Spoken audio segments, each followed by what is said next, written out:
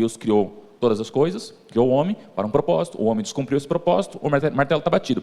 Vocês estão todos sobre julgamento de Deus. Deus vai julgar todos vocês, até que alguma coisa aconteça, que é o próximo tema. Então tá, não tem salvação nenhuma, ninguém pode fazer nada, não tem nada que eu possa fazer que possa chamar a Deus para me salvar. Ok, o que é que precisa ser feito então? É o próximo tema, que é soteriologia.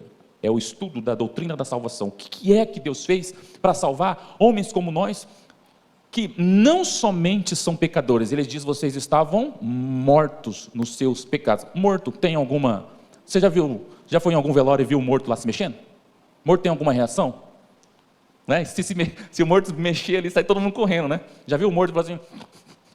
Não, ninguém viu. O morto não tem reação. Se nós estamos mortos espiritualmente, quer dizer que espiritualmente nós não temos reação de levantarmos e falar assim, eu vou buscar a Deus a partir de agora. Por que não pode ser? Porque o morto não reage. Até que o versículo fala, ele vos vivificou. Quem é que te levantou? Foi você mesmo? Não foi. Foi Deus que veio com o teu espírito e te levantou, te colocou de pé, encheu de espírito e falou assim, te deu consciência e falou assim, agora eu entendi que eu preciso de Cristo. O que você faz, já vivificado? Você fala, eu quero esse Cristo. E aí o Espírito entra e trabalha em você, até naquele dia você chegar diante de Cristo e falar assim, estou aqui, Senhor. Tá? Quem é que te levou lá? Quem é que te levantou? Quem é que fez todo esse trabalho de te carregar? O Espírito Santo. Você se rendeu à vontade dele e ele te carregou. Do início ao fim, a obra de salvação é de quem? É Deus. Eu participo dela? Não. Ela começa em Deus, ela termina em Deus. Jó, capítulo 2, versículo 9. A salvação vem do Senhor. O que quer dizer? Que Deus é que projeta, Deus é que executa e Deus é que termina. O que eu faço? Eu recebo como um presente, graça. Eu merecia? Não, eu estou morto nos meus pecados. Eu andava igual as pessoas que estão sem Cristo. Mas o que ele fez? Ele olhou para mim e falou assim, eu quero você.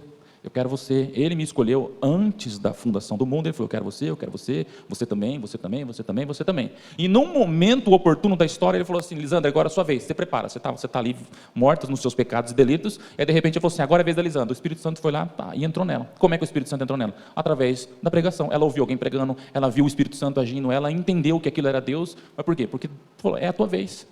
Tá? Então, ela é do começo ao fim, é Deus que faz, é Deus que executa. E o que a gente faz? Senhor, obrigado, obrigado. Eu jamais poderia ter feito qualquer coisa, mas já que o Senhor fez, obrigado. E qual é a minha atitude próxima? Eu me disponho. O que é que o Senhor quer que eu faça agora? Aí então você passa a servir, aí então você passa a fazer boas obras, não mais para ser salvo, como a gente pensava. Agora você faz todas essas coisas em gratidão a uma salvação que você já recebeu. Entendeu? Isso se torna leve para nós, não se torna religioso, a gente faz, porque Deus pediu, não porque as pessoas estão precisando. As pessoas estão precisando, a gente viu, mas a gente sabe que antes de tudo é a glória de Deus, que vai ser, é o nome de Deus que vai ser glorificado. Amém? Vamos ler aqui, e aí eu já falei bastante coisa sobre isso, mas só vamos ler para a gente não perder o fio da meada. Afirmamos que Deus, pelo seu amor e graça, tomou a iniciativa, já disse, tomou a iniciativa da salvação do homem condenado, enviando seu Filho sem pecado para morrer, substitutivamente pelo pecado. Quer dizer que o pecado, ele não foi pago, ele foi pago, mas ele foi pago pelo meio do seu substituto, Jesus, tá? Alguém foi lá e te substituiu. O pecado foi sim pago. Deus aplicou a justiça dele, mas ele aplicou em Jesus, tá? Não em nós. Próxima afirmação, afirmamos que a salvação é obra total da Trindade, como eu já disse lá atrás, só repetindo aí, em que o Pai é o planejador da redenção do homem, o Filho executou-a por meio do derramamento do seu sangue na cruz, e o Espírito é quem convence o homem do pecado, da justiça e do juízo, habilitando-o a aceitar a salvação mediante a fé. Olhe para cá, não disse para você que você estava morto nos seus delitos e pecados? Nós estávamos, o ser humano estava morto nos seus delitos e pecados? Aí vem o Espírito Santo e fala assim, irmã Betânia, aí o Espírito Santo chegou lá, você estava no momento que você estava morto nos seus delitos e pecados, ele falou assim, vou te colocar de pé.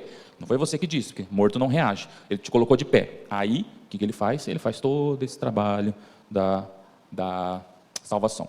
Só que a Bíblia vai dizer o seguinte, que nós recebemos tudo isso mediante a fé, e a Bíblia vai dizer que a fé é um dom. Então, você está vendo como que tudo é Deus? A fé que você tem, tipo, eu quero ter fé em Jesus. Não, a Bíblia vai dizer o seguinte, a fé é um dom que Deus te dá. E ele é um dom que Deus te dá para que você creia. Então ele te coloca de pé, ele te dá fé para que você possa ouvir a palavra, e aí você se converta, ok? Você se renda, porque ele já começou a fazer uma obra antes de tudo isso. Novamente, vocês estão vendo que começa em Deus, e termina em Deus. Quando eu entendo a salvação, eu não tenho como me orgulhar. Por quê? Porque eu não fiz nada. Deus fez tudo. Como que eu posso me orgulhar de algo que eu não fiz? Ok? Próxima afirmação. Afirmamos que a salvação do homem se dá pela graça de Deus, tão somente com base na redenção realizada por Jesus Cristo, no mérito do seu sangue derramado por Ele, e não com base em méritos e obras humanas. Já falamos sobre isso. Afirmamos que aceita a salvação mediante a fé, que é um dom de Deus, aquele que foi eleito segundo a soberana vontade de Deus antes da fundação do mundo e que ao receber gratuitamente o dom da vida mediante esta fé é declarado justo. Então vem o justo juiz e bate o martelo. No momento em que o Espírito Santo entra em você e diz: você agora está pronto para ser chamado filho de Deus. O que Deus faz? Aliás, ele já fez isso, né? Isso é só o resultado. Deus fez isso quando Jesus Cristo morreu na cruz, pagou os nossos pecados, supriu a justiça de Deus. Deus bateu o martelo e falou assim: todos aqueles a quem estão em Cristo, esse eu considero justo. Mas eu pequei ontem. Como a gente diz, a obra da santificação ela é um processo. O pecado que você cometeu ontem não tira você da salvação, não faz você perder o seu pecado. O pecado que você cometeu ontem, aliás, que o Espírito Santo está dizendo para você: você pecou, não pecou? Aí você fala: poxa, é verdade, vou lá pedir perdão. Não vou fazer mais isso. Então, essa sensação de que você tem, que você está pecando, de que você está fazendo algo errado, é o Espírito que habita em você, dizendo para você que não está em conformidade com Deus. Porque no dia em que você pecar e nem souber que pecar, é igual Sansão. Sansão falou: vou levantar e mais uma vez vou vencer o inimigo. Mas ele não sabia que o Espírito Santo não estava mais com ele. Moral da história: quando você pecar e não tiver sensação nenhuma de que não tem pecado, é sinal de que o Espírito Santo não está contigo. Agora, porque o Espírito Santo habita em você e você cometeu um erro, um deslize no meio do caminho, o Espírito Santo vai falar: está errado, né? Entendeu? É a sua consciência, o Espírito Santo usa a consciência que diz assim: cara, muda isso daí. Aí você sabe que tem que pedir perdão, você sabe que tem que ir lá fazer alguma coisa, você sabe que tem que mudar uma atitude, porque o Espírito está dizendo para você, tá? Essa é a prova de que sim, você está convertido, de que Ele ainda continua trabalhando em você, ok? E para finalizar aqui, é declarado justo, reconciliado com Deus, estando assim apto a fazer parte da família de Deus, bem como seguro da salvação de uma vez para sempre. É isso que nós acreditamos. Você não perde a sua salvação ela não depende de você. Aliás, se a salvação dependesse de cada um de nós, irmãos, minha mão é muito fraca, eu ia soltar ela o tempo inteiro. Por quê? Porque o tempo inteiro a gente está cometendo pecado. Agora, porque a minha salvação está na mão de Cristo, está na obra que Ele fez e não no que eu faço, o que Ele diz? Aqueles a quem o Pai me deu, esse jamais eu vou perder. Ninguém irá tirá-los da minha mão, porque nem morte, nem vida, nem altura, nem profundidade, nem potestade, nem o presente, nem o porvir, nada poderá me separar do amor de Cristo. Porque Ele foi lá e fez finish. Eu perco a salvação? Não, só se Jesus realmente mentiu, vamos assim dizer, mas não foi. O que aconteceu? Ele foi e fez e está feito. O que Ele disse na cruz? Tetelestai. Está consumado. O que é está acabado? Pronto, já morri. Não. Pronto, o que eu tinha que fazer era vir e morrer. Já morri. Está feito. Não, Ele disse, está consumado. Ele quer dizer o seguinte: toda aquela obra de redenção, de salvar cada um daqueles a quem eu escolhi antes que o mundo fosse formado, tudo isso já está feito. E vai acontecer? Vai acontecer. Vai acontecer no momento em que Ele quiser.